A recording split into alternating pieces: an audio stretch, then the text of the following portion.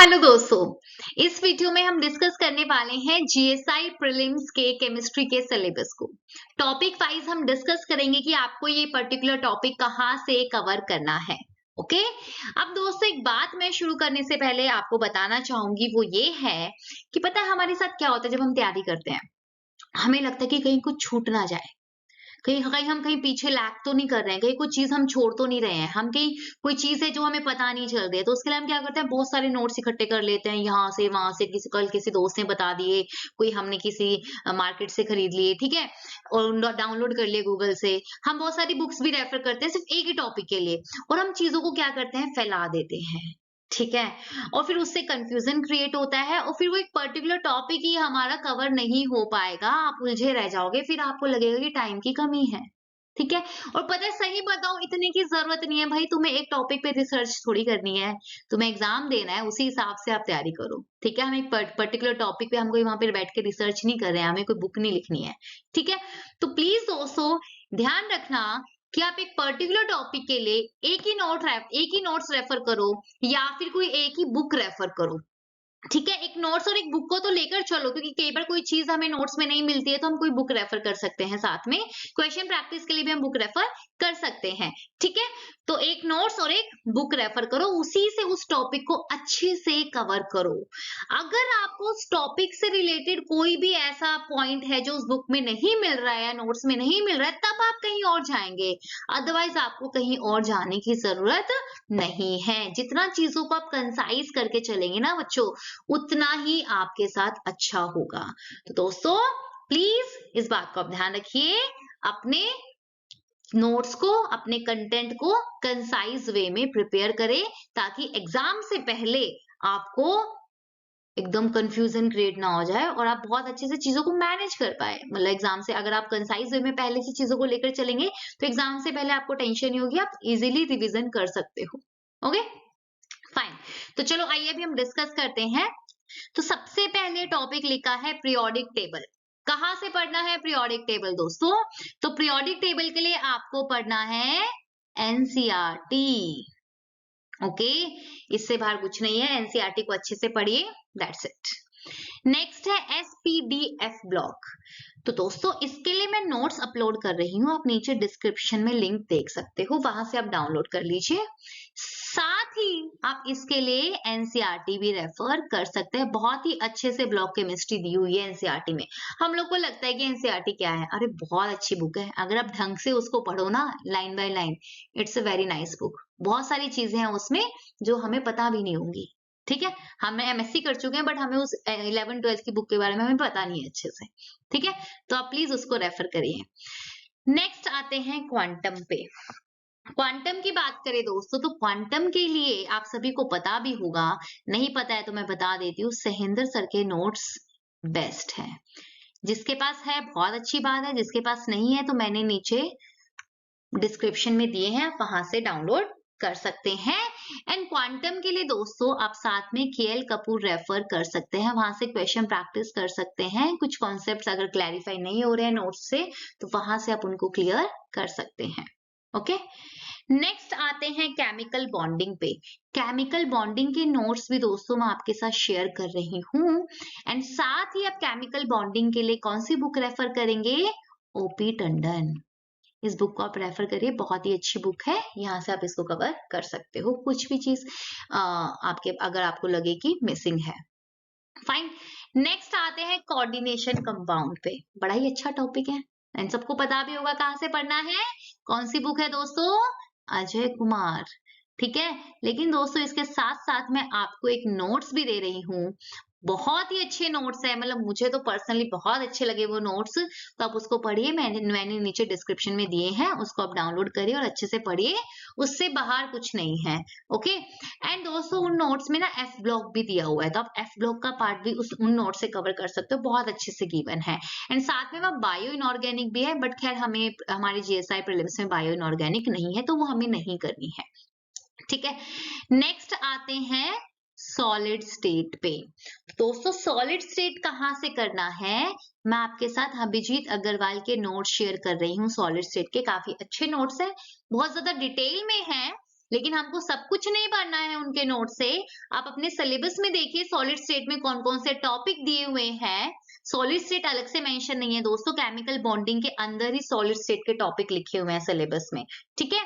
तो उन टॉपिक्स को आप इन नोट से कवर कर सकते हो, काफी अच्छे से दिया हुआ है इन नोट्स में, ठीक है। साथ ही साथ मैं आपको अभिजीत अग्रवाल के अलावा एक और नोट शेयर करूंगी, वो भी आप साथ में पढ़ सकते हैं। अगर आपको लगे कि नहीं इसमें तो बहुत ज्यादा डिटेलिंग दी हुई है अभिजीत अग्रवाल वाले नोट्स में, तो आप दूसरे वाले नोट से भी पढ़ सकते हैं, ठीक है। तो 2 नोट्स मैं प्रोवाइड करूंगी। नेक्स्ट आते हैं acids and bases, ionic equilibrium है ये, ठीक है। तो इसको आपको कहाँ से पढ़ना है? इसको आपको दोस्तों पढ़ना है एक तो नोट से, इसके नोट्स हम दे रहे हैं नीचे, आप देख सकते हैं डिस्क्रिप्शन में। साथ ही साथ अगर आप बुक की बात करें तो आप पीएसपी रेफर कर सकते हैं इसके लिए, ओके। पीएसपी से आप क्वेश्चन सॉल्व कर सकते हैं और थोड़ा डिटेलिंग में अगर आपको चीजों को देखना है तो आप यहाँ से रेफर कर सकते हैं। फाइन, नेक्स्ट टॉपिक पे आते हैं वॉल्यूमेट्रिक एनालिसिस। वॉल्यूमेट्रिक एनालिसिस में दोस्तों पहला पार्ट है वो इक्विवेलेंट कॉन्सेप्ट वाला, नॉर्मेलिटी एंड ऑल, ठीक है। उसके लिए मैं नोट्स दे रही हूँ, जो भी इक्विवेलेंट कॉन्सेप्ट वाला पार्ट है, नॉर्मेलिटी एंड ऑल, उसके लिए मैं नोट्स प्रोवाइड कर रही हूँ, आप वहां से रेफर कर सकते हैं। उसके बाद बच्चों वॉल्यूमेट्रिक एनालिसिस में है टाइट्रेशन, एसिड बेस टाइट्रेशन है, रिडॉक्स टाइट्रेशन है और प्रेसिपिटेशन टाइट्रेशन है। तो आपको acid base, redox and precipitation titration, ये तीनों टाइट्रेशन आपको कहां से कवर करनी है? पीएसपी से कवर करनी है, पूरी शर्मा पठानिया, ओके। इस बुक में जो इलेक्ट्रोकेमिस्ट्री पार्ट 2 वाला चैप्टर है, इलेक्ट्रोकेमिस्ट्री के वहां पे 3 पार्ट्स में चैप्टर है, मतलब डिवाइड है 1 2 3, तो 2 वाले पार्ट में आप देख सकते हैं इंडेक्स में, अगर आप देखेंगे तो ये तीनों रिएक्शंस वहां पे आपको मिलेंगी। इन तीनों का वहां से कवर करिए, बहुत अच्छा दिया हुआ है, साथ में क्वेश्चंस भी है, ठीक है। उसके बाद एक और टाइट्रेशन है इसमें, कॉम्प्लेक्सोमेट्रिक टाइट्रेशन, ये आपको पीएसपी में नहीं मिलेगी, इसको आपको कहां से कवर करना है? स्कूग से कवर करना है, ठीक है। इसको जरूर कवर करिए, क्वेश्चन आया हुआ था, यहाँ से क्वेश्चंस आते हैं ईडीटीए वाले पार्ट से, तो इसको आप स्कूग में बहुत अच्छा दिया हुआ है कॉम्प्लेक्सोमेट्रिक वाला, आप वहां से कवर कर सकते हैं, ठीक है। तो ये चीज है, और साथ में आप इंडिकेटर वाले पार्ट के लिए इंडिकेटर्स भी है, उसके लिए आप पीएसपी रेफर कर सकते हैं, ठीक है। ओके, तो ये था हमारा वॉल्यूमेट्रिक एनालिसिस, 4 पार्ट्स में डिवाइड थे, मैंने चारों पार्ट्स आपको बता दिए हैं। यहाँ से आते हैं 3 से 4 क्वेश्चंस आते हैं, ओके। मेनली क्या होता है ना कि हम एनालिटिकल केमिस्ट्री मोस्टली लोग क्या करते हैं, प्रीलिम्स क्लियर होने के बाद स्टार्ट करते हैं पढ़ना। अगर आप पहले से ही कवर कर लेते हैं पूरी एनालिटिकल केमिस्ट्री, फिर तो आपको अलग से इनको पढ़ने की जरूरत नहीं होती है, आप ऑलरेडी पूरी एनालिटिकल कवर कर चुके हो एक बार। बट कुछ लोग होते हैं जो प्रीलिम्स के बाद प्रिपेयर करते हैं एनालिटिकल को, तो उसके लिए मैं आप इन पर्टिकुलर टॉपिक्स को यहाँ से कवर कर सकते हो, इतना ही रिक्वायर्ड है, ठीक है। पूरी एनालिटिकल नहीं पढ़नी है, ओके। नेक्स्ट आते हैं हम गैसियस स्टेट पे। गैसियस स्टेट आप सबने पढ़ा है, इसके लिए भी मैं आपके साथ अभिजीत अग्रवाल के नोट्स शेयर कर रही हूँ, नीचे आप डिस्क्रिप्शन में देख सकते हैं। और अगर बुक की बात करें तो पीएसपी बुक को आप रेफर कर सकते हैं, पूरी शर्मा पठानिया, ठीक है।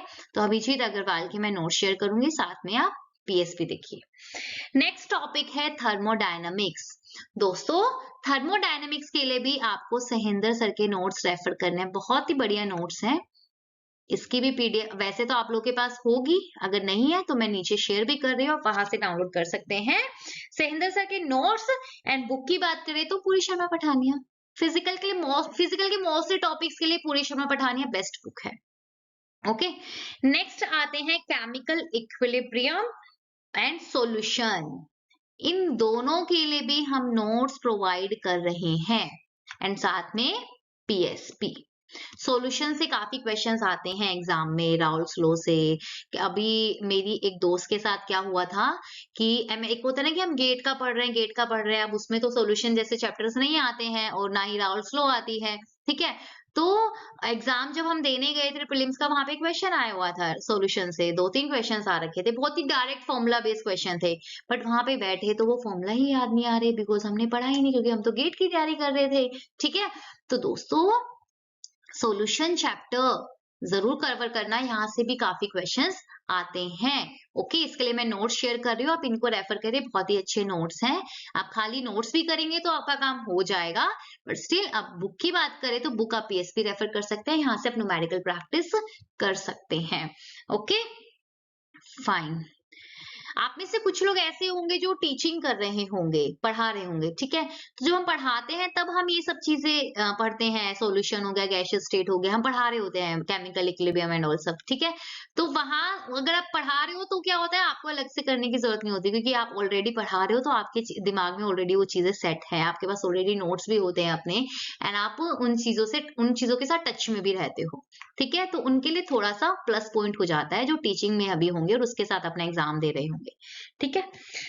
फाइन, नेक्स्ट हम देखते हैं इलेक्ट्रोकेमिस्ट्री। इलेक्ट्रोकेमिस्ट्री के लिए भी मैं आपके साथ नोट्स शेयर कर रही हूँ, आईआईटी के टॉप फैकल्टी हैं, बहुत ही अच्छे नोट्स हैं इनके, आप इनको रेफर करिए, ठीक है। उसके बाद अगर हम देखें, बुक वही पीएसपी आपको रेफर करनी है इसके साथ, ठीक है। आप वैसे तो नोट्स में सब कुछ है, आपको मेनली पीएसपी से क्या कवर करना है। एक तो नोट्स में आप सिलेबस में आप देखेंगे तो डिबाय-हकल थ्योरी है, वो आपको पीएसपी से कवर करनी है, वो आपको नोट्स में नहीं मिलेगी, ठीक है।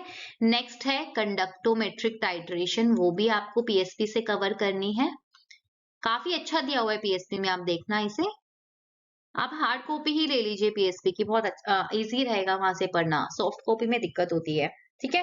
एंड नेक्स्ट है ट्रांसपोर्ट नंबर, एंड आपको पता है सिलेबस में साफ साफ लिखा हुआ है, ट्रांसपोर्ट नंबर निकालने के लिए ना 2 मेथड होते हैं, लेकिन सिलेबस में साफ साफ लिखा हुआ है आपको कौन सा मेथड पढ़ना है, moving boundary method. Transport number से काफी क्वेश्चंस आए हुए हैं एग्जाम में, तो आप इसको अच्छे से पढ़ के जाना, पीएसपी से बहुत अच्छा दिया हुआ है। ओके तो ये 3 पार्ट आप पीएसपी से कवर करिए, बाकी जो कंटेंट है सिलेबस का वो आपको नोट्स में मिल जाएगा। ओके नेक्स्ट आते हैं बेसिक ऑर्गेनिक केमिस्ट्री। तो बेसिक ऑर्गेनिक केमिस्ट्री के लिए आपको क्या करना है, एक तो मैं जीओसी के जनरल ऑर्गेनिक केमिस्ट्री के नोट्स आपके साथ शेयर कर रही हूँ, वो आप रेफर करिए, जो भी है एरोमेटिसिटी का कॉन्सेप्ट है, इलेक्ट्रॉनिक इफेक्ट्स हो गए, inductive effect, mesomeric effect, resonance effect, stability and all, जो भी है वो सब आपकी इस जीओसी में के नोट्स में कवर हो जाएगी। साथ में दोस्तों यहाँ पर बात आती है किसकी, रिएक्टिव इंटरमीडिएट्स की। बेसिक ऑर्गेनिक केमिस्ट्री में एक रिएक्टिव इंटरमीडिएट्स करके भी टॉपिक है, मेनली आपको यहाँ पे 3 इंटरमीडिएट्स पढ़ने हैं, कार्बोकेटायन, कार्बन आयन और फ्री रेडिकल्स, ठीक है। ये 3 आपको मेनली यहाँ पे करने हैं। तो दोस्तों इसके लिए ना मैं आपको एक बात बताती हूँ, just a second. Okay fine, एक तो मैं नोट्स अपलोड करूंगी, अभी नहीं कर रही हूँ मैं नोट्स, क्योंकि उसकी मेरे पास ना हार्ड कॉपी है, तो अभी मैं सैटरडे संडे वीकेंड पे फ्री रहूंगी, तब मैं उस हार्ड कॉपी की पीडीएफ बनाती हूँ एंड मैं आपके साथ शेयर करूंगी टेलीग्राम पे, आप देख लीजिएगा, ठीक है। उसके बहुत ही अच्छे नोट्स है वैसे, वो बेस्ट है, ठीक है। इसके अलावा एक बुक मैं आपको बता रही हूँ, माया सिंह करके, जिसकी बुक मैं शेयर कर रही हूँ नीचे, वो स्पेशली इंटरमीडिएट्स के लिए बहुत ही अच्छे से लिखा हुआ है, इंटरमीडिएट्स को बहुत ही डिटेल्ड में अच्छे से एक्सप्लेन किया हुआ है। तो आपको 3 इंटरमीडिएट्स करने हैं, कार्बोकेटायन, कार्बन आयन और फ्री रेडिकल्स, कार्बीन्स और नाइट्रीन्स नहीं करना, प्रीलिम्स में वो नहीं आएगा, ठीक है। तो इस बुक को आप रेफर कर सकते हैं, ये मैंने नीचे आपके साथ शेयर की है। नोट्स मैं अभी शेयर करूंगी, अभी करे नहीं है, वो मैं टेलीग्राम पे सैटरडे संडे कभी भी शेयर कर दूंगी पीडीएफ बना के, ठीक है। ओके नेक्स्ट आते हैं ऑर्गेनिक रिएक्शंस। ऑर्गेनिक के लिए दोस्तों क्लेडन से अच्छी कोई बुक नहीं है, लेकिन पता है क्या होता है, जब हम पहली बार उसको पढ़ते हैं तो हमें लगता है कि क्या हो रहा है ये, मतलब बहुत अच्छे से हमें क्लैरिटी नहीं होती जब हम फर्स्ट टाइम पढ़ेंगे। लेकिन आप एक बार आप बस जस्ट रीडिंग ले रहे हो, ऐसे पढ़ो जैसे हम पढ़ते हैं ना, नॉवल पढ़ रहे हैं, कोई कहानी पढ़ रहे हैं, इस तरीके से आप मतलब बस जस्ट पढ़ो उसको एक बार, तो फिर उसके बाद आप दोबारा पढ़ोगे ना, तब आपको क्लियर होंगी चीजें, अच्छा ये कहना चाह रहा था। तो दोस्तों ऑर्गेनिक रिएक्शन के लिए आपको पूरी क्लेडन नहीं पढ़नी है, मैं आपको कुछ चैप्टर्स बता रही हूँ, मैं जो बुक नीचे शेयर कर रही हूँ ना, कई बार क्या होता है एडिशंस अलग होते हैं तो चैप्टर नंबर डिफरेंट हो सकते हैं, तो नीचे मैं आपको डिस्क्रिप्शन में बुक शेयर कर रही हूँ, उसी बुक में जो चैप्टर नंबर है वो मैं आपको बता रही हूँ, ठीक है। चैप्टर नंबर 15 है nucleophilic substitution at substituted carbon at saturated carbon.